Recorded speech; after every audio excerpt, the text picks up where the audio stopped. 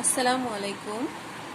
পঞ্চম শ্রেণীর প্রিয় শিক্ষার্থীবৃন্দ, আশা করছি সবাই ভালো আছো, বাসায় বসে পড়াশোনা চালিয়ে যাচ্ছ।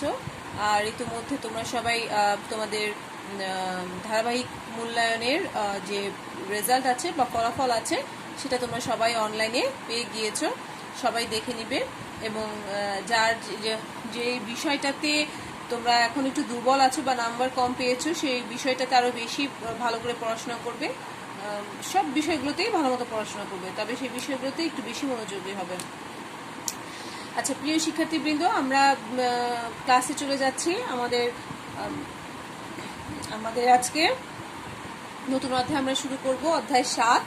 সবাই বইটা বের করো। অধ্যায় 7 দেখো, অধ্যায় 7-এ আছে মানবাধিকার। মানবাধিকার পড়ার আগে আমি তোমাদের বলে নিই কি মানবাধিকার অর্থ কি, শব্দটার মানে কি। মানব অধিকার, এই দুইটা শব্দ নিয়ে, মানব আর অধিকার এই দুইটা শব্দ নিয়ে মানবাধিকার শব্দটি এসেছে। আচ্ছা, মানবাধিকার শব্দটি যে এসেছে, মানবাধিকার, মানব আর অধিকার থেকে, এটার অর্থ আবার কি? মানব অর্থ হচ্ছে মানুষ, আর মানবাধিকার, তাহলে মানবাধিকার অর্থ বলতে বোঝানো আমরা বুঝতে পারি যে মানবাধিকার অর্থ হচ্ছে মানুষের অধিকার। সাধারণত এটাই বলা হয়ে থাকে, মানবাধিকার হলো মানুষের অধিকার।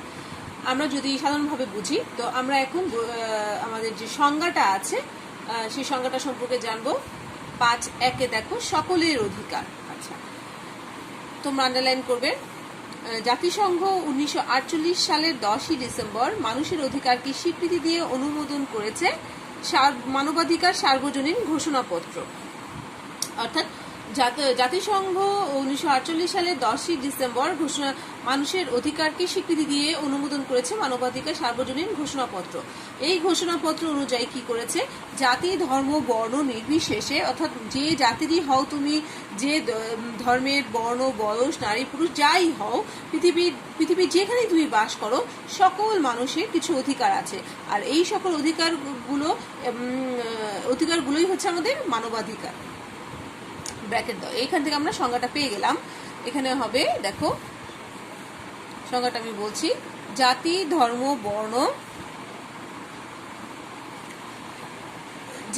ধর্ম বর্ণ বয়স নারী পুরুষ আর্থিক অবস্থা ভেদে বিশ্বের সব দেশের সকল মানুষের এখানে কেটে দাও, কেটে লিখবে, সকল মানুষের কিছু অধিকার আছে।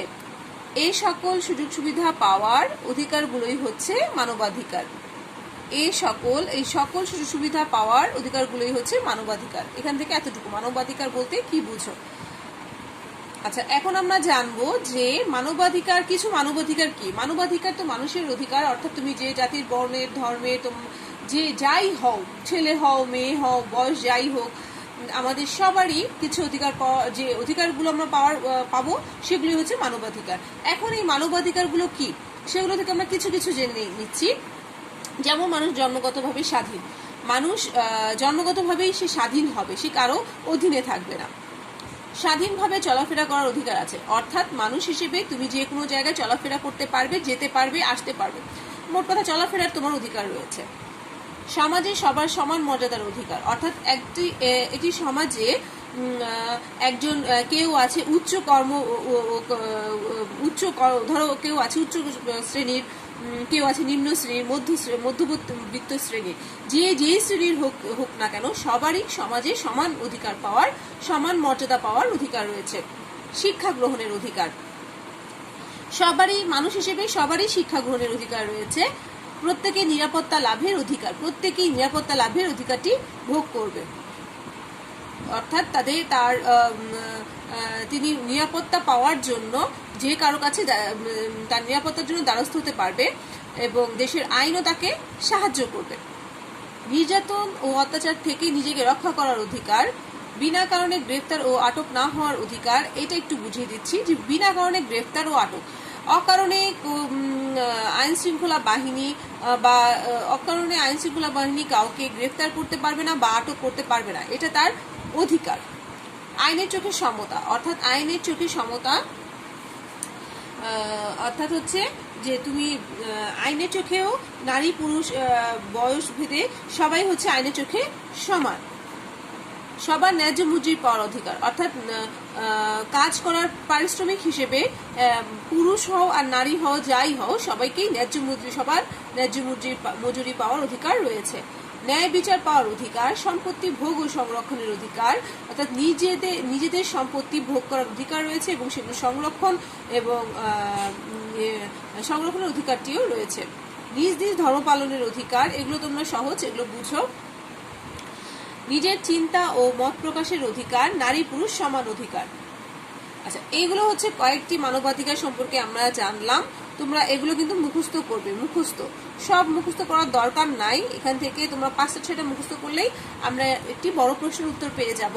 যেমন এরকম প্রশ্ন আসতে পারে যে মানবাধিকার বলতে কি বুঝো, কয়েকটি মানবাধিকার সম্পর্কে লিখো। তখন তোমরা এখান থেকে তোমাদের ইচ্ছে মতো লিখবা। এই পর্যন্ত। এখানে আমরা একটা ছবি দেখতে পাচ্ছি, দেখো, লোকজন ফেস্টুন হাতে মানবাধিকার রক্ষায় স্লোগান দিচ্ছে, মানবাধিকার রক্ষায়।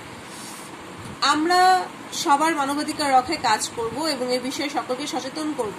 কেউ কোনো মানবাধিকার বিরোধী কাজ করলে প্রয়োজনে প্রতিবাদ করব। অর্থাৎ মানবাধিকার রক্ষায় আমরা কি করতে পারি।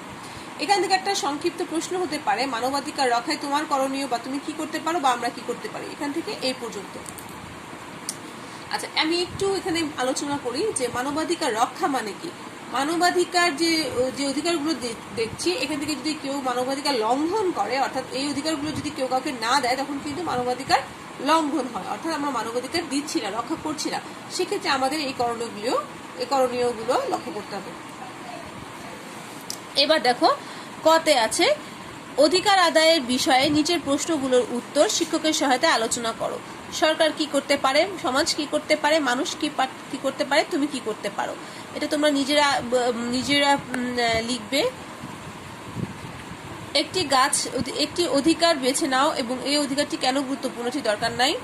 গ, যে কোনো একটি অধিকার নিয়ে ছোট দলে এটাও দরকার নাই। শুধু এটা দেখো, অধিকার আদায় তুমি কি করতে পারো, এটা তুমি নিজে থেকে লিখবা। এই দেখো, অধিকার আদায় আমরা কি করতে পারি, সচেতন হব, সকলকে সচেতন করব। কেউ অধিকার বিরোধী কাজ করলে তাকে আমি বিরোধী কাজ করলে প্রয়োজনীয় প্রতিবাদ করব। আচ্ছা, এখানে দেখো, স্বাধীনভাবে চলাফেরার অধিকার কোনটি। স্বাধীনভাবে চলাফেরার অধিকার কোনটি, এখানে কোনটা হবে, যে কোনো স্থানে যেতে পারা। আচ্ছা, এই ছিল আমাদের পার্ট 1। আমরা পার্ট 2টাও আজকে আলোচনা করব। দেখো, অটিস্টিক শিশু কি। অটিস্টিক হচ্ছে, আমরা এই বইটা পড়লে একটু জানতে পারবো। আগে আমরা একটু পড়ে নিই। দেখো, প্রতিটি শিশুই একে অপরের থেকে আলাদা।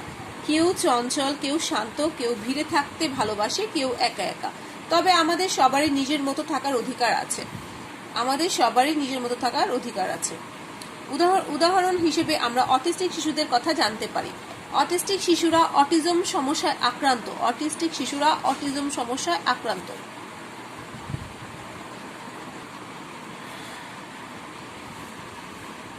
অটিজম কোনো মানসিক রোগ নয়, মস্তিষ্কের একটি বিকাশগত সমস্যা। এখান থেকে আমরা ব্র্যাকেট দিচ্ছি। তাহলে আমরা জানলাম অটিস্টিক শিশু কারা। যারা অটিজম নামক সমস্যার আক্রান্ত তারাই হচ্ছে অটিস্টিক শিশু। আর এই অটিজম কিন্তু কোনো মানসিক রোগ নয়, এটি হচ্ছে মস্তিষ্কের বিকাশগত সমস্যা। অর্থাৎ মস্তিষ্কে আমাদের সাধারণ যারা আমরা স্বাভাবিক মানুষ আছি বা স্বাভাবিক যারা শিশু আছে, তাদের মস্তিষ্কে যে ধরনের বিকাশ হচ্ছে ঠিক তাদের উল্টোটা, অর্থাৎ যাদের ওই ধরনের বিকাশটা মস্তিষ্কে স্বাভাবিক বিকাশ হচ্ছে না, বিকাশটা বাধাগ্রস্ত হচ্ছে, তারাই হচ্ছে অটিস্টিক শিশু।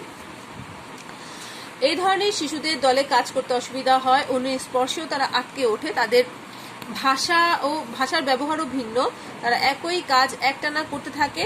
তাদের বিশেষ যত্ন নিলে তারাও সমানভাবে বিকশিত হওয়ার সুযোগ পাবে। এখান থেকে কিন্তু আন্ডারলাইন করতে হবে সবই, কারণ এখান থেকে শূন্যস্থান হতে পারে। এগুলো হচ্ছে বৈশিষ্ট্য, অটিস্টিক শিশুর বৈশিষ্ট্য এগুলো। তাহলে আমরা এখানে অটিস্টিক শিশু যদি প্রশ্ন আসে অটিজম কি, তখন আমরা যদি আসে অটিস্টিক শিশু কারা, তখন আমরা বলবো যে যদি বলে অটিস্টিক শিশু কারা, সেক্ষেত্রে আমরা প্রশ্ন লিখবো অটিজম সমস্যায় আক্রান্ত শিশুরাই হচ্ছে অটিস্টিক শিশু। এই ধরনের শিশুরা সাধারণত দলে কাজ করতে অসুবিধা হয় এবং তারা অন্যের স্পর্শে আটকে ওঠে। এটি কোনো মানসিক রোগ নয়, এটি একটি মস্তিষ্কের বিকাশগত সমস্যা। শেষ। তাছাড়া তোমরা নিজেদের মতো সাজিয়ে লিখতে পারো। এখানে দেখো একটা শিশু দেয়া, একজন শিশুর ছবি দেখতে পাচ্ছি, আর এখানে কিছু কথা লেখা আছে, বাক্য লেখা আছে। এগুলোই হচ্ছে অটিস্টিক শিশুর বৈশিষ্ট্য। আমি এখানে লিখে দিচ্ছি, অটিস্টিক শিশুর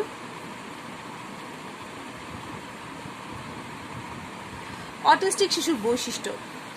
যে জিনিস মানে বৈশিষ্ট্য অর্থ হচ্ছে যে দিকগুলো আমি দেখে আমি ওই শিশুকে স্বাভাবিক শিশু থেকে আলাদা করতে পারবো, আমি বলতে পারবো এই শিশুটি হচ্ছে অটিস্টিক শিশু। এই প্রত্যেকটা লাইন তোমাকে মুখস্থ করতে হবে, কারণ এখান থেকে কিন্তু শূন্যস্থান এবং সংক্ষিপ্ত প্রশ্ন হতে পারে। আমি আলাদা আলাদা ভাবে দাগিয়ে দিচ্ছি না। অটিস্টিক শিশু শারীরিকভাবে সম্পূর্ণ সুস্থ। কোনো কোনো অটিস্টিক শিশু অন্য শিশুদের মতোই লেখাপড়া করতে পারে, সকল কাজ বা বিষয় একই নিয়মে করতে চায়। দৈনিক কাজে রুটিন বদল হলে খুবই উত্তেজিত হয়। তারা আলো, ঘ্রাণ, শব্দ, স্পর্শ, গতি এবং স্বাদের ক্ষেত্রে অতি সংবেদনশীল থাকে। যেমন সংবেদনশীল ত্বকের কারণে কোনো বিশেষ ধরনের কাপড় পরতে চায় না। কোনো কোনো অটিস্টিক শিশু চমৎকার প্রতিভার অধিকারী হয়, যেমন ছবি আঁকা, অঙ্ক করা বা গান গাওয়া। তারা হয়তো কোনো খেলনা নিয়ে না খেলে বরং শক্ত করে ধরে বসে থাকে, গন্ধ নেয় বা ঘন্টার পর ঘন্টা সেগুলোর দিকে তাকিয়ে থাকে। কোনো একটি বিশেষ জিনিসের প্রতি প্রবল আকর্ষণ থাকে এবং সেটি সবসময় ধরে সাথে রাখে। তাহলে দেখো, অটিস্টিক শিশুর 7টি বৈশিষ্ট্য আমি পড়লাম। তোমাদের পরীক্ষার সময় আসতে পারে যে অটিস্টিক শিশুর বৈশিষ্ট্য লিখো, 5টি বৈশিষ্ট্য লিখো। তো তোমরা এখানে তোমাদের ইচ্ছে মতো বৈশিষ্ট্যটা লিখবে, তবে আমি বলবো এইটা অবশ্যই দিবে, এটা 1 নম্বরে রাখবে, কেমন? তো এই বৈশিষ্ট্যগুলো পড়ে তোমরা হয়তো ভাবছো যে মনে মনে ভাবছো যে তোমরা কি অটিস্টিক শিশু দেখেছো, তোমাদের আশেপাশে কে আছে এই ধরনের আচরণ করছে? হ্যাঁ, এই বৈশিষ্ট্যগুলো দেখেই তুমি অটিস্টিক শিশুদেরকে আলাদা করতে পারবে। এবার দেখো, তাহলে একটি অটিস্টিক শিশুর সাথে ক্লাসে কেমন ব্যবহার করা উচিত? আমাদের বুঝতে হবে প্রতিটি শিশু একে অপরের থেকে আলাদা এবং তাদের ধৈর্য শক্তিও কম, অনেক কম। আমাদের উচিত সবার সাথে